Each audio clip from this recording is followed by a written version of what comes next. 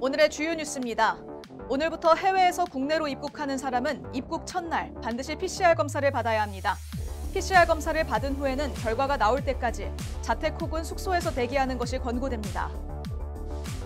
세계보건기구 WHO가 23일 원숭이 두창 감염에 대해 국제 공중보건 비상사태를 선언했습니다.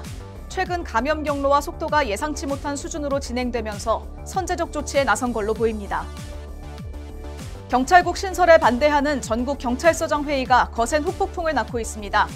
경찰청은 회의를 주도한 유사명 울산 중부서장을 대기 발령 조치하고 다른 참석자들에 대한 감찰에 착수했습니다.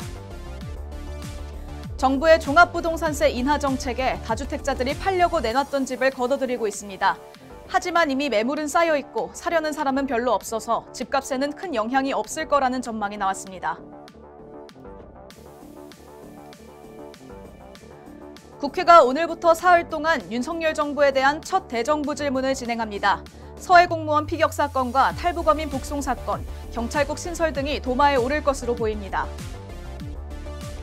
정부가 코로나19로 어려움을 겪고 있는 자영업자, 소상공인들에게 2년간 41조 원 규모의 정책 자금을 공급합니다.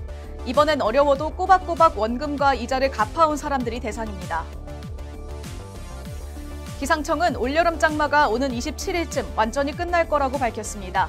장맛비가 그치고 나면 폭염과 열대야가 기승을 부리며 본격적인 무더위가 시작됩니다. 미국의 명소 요세미티 국립공원에 난 산불이 사흘째 잡히지 않고 있습니다.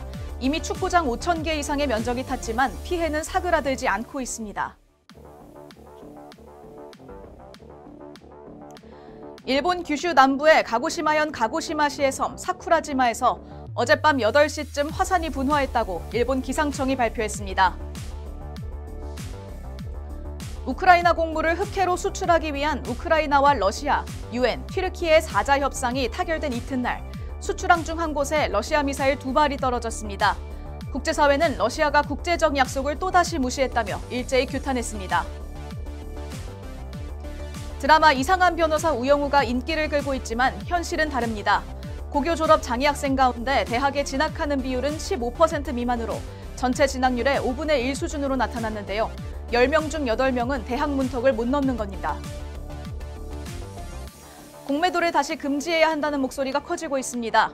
공매도는 먼저 주식을 빌려 팔고 나중에 빌린 주식을 되갚는 건데 주가가 내려가야만 수익을 얻을 수 있어 기본적으로 주가 하락을 기대하는 투자 방식이기 때문입니다.